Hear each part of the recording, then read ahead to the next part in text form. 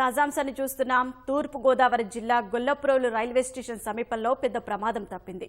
Yesvantpur Tata express లో అగ్ని ప్రమాదం సంభవించి ప్యాంట్రీ కార్ పూర్తిగా కాలిపోయింది. ప్యాంట్రీ కార్లో ఓ వైపున చెలరేగిన మంటలు బోగి మొత్తానికి వ్యాపించాయి. తక్షణం స్పందించిన అధికారులు మంటలను ఆర్పివేయడంతో ఇతర బోగీలకు వ్యాపించలేదు. ప్రయాణికులంతా సురక్షితంగానే ఉన్నారు.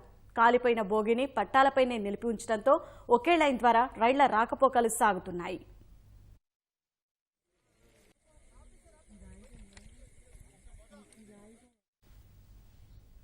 ఇక రైలు అగ్ని ప్రమాదానికి సంబంధించిన మరింత సమాచారం మా ప్రతినిధి సాయి కృష్ణ అడిగి తెలుసుకుందాం. సాయి కృష్ణ, అగ్ని ప్రమాదానికి కారణం ఏమైనా తెలిసిందా? ప్రస్తుతానికి రైల్వే సిబ్బంది కూడా ఇదే పనిలో ఉన్నారు. రైలుని ఇప్పటికే చాలా ఆలస్యమైంది.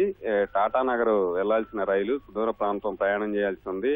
ఆ రైలుని పంపించే పనిలో నిమగ్నమై ఉన్నారు.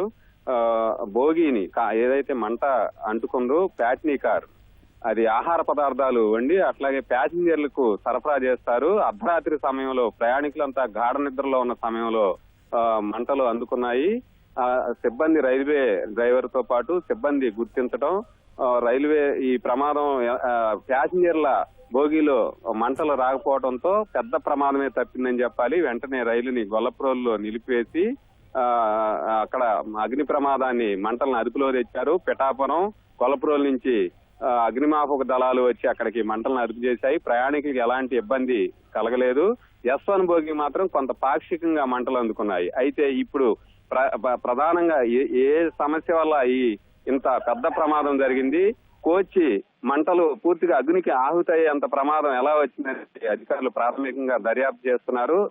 రైలు కోచ్ లో సాంకేతిక లోపం వల్ల వచ్చిందా, లేదంటే వంట చేసే క్రమంలో ప్యాట్నీ కారులో సిబ్బంది వంట చేసే ఆహార పదార్థాలు తయారు చేసే క్రమంలో ఏమన్నా ఈ ప్రమాదం జరిగిందా అనేది మాత్రం ఇంకా తెలియాల్సి ఉంది. ప్రధానంగా ఇంకా మరి కాసేపట్లో లేదా వంటకి సిద్ధమవుతున్నారా లేదా ఇంకా సమయం ఉందా అనేది మాత్రం ఇంకా అందాల్సి ఉంది. అయితే ప్రధానంగా సాంకేతిక సమస్య వల్లే ఈ ప్రమాదం జరిగిందనేది మాత్రం కొంత సమాచారం వస్తుంది. అయితే రైల్వే వర్గాలు మాత్రం దీన్ని ఇంకా ధృవీకరించలేదు. ప్రమాదానికి కారణాలు మాత్రం ఇంకా వెల్లడించలేదు.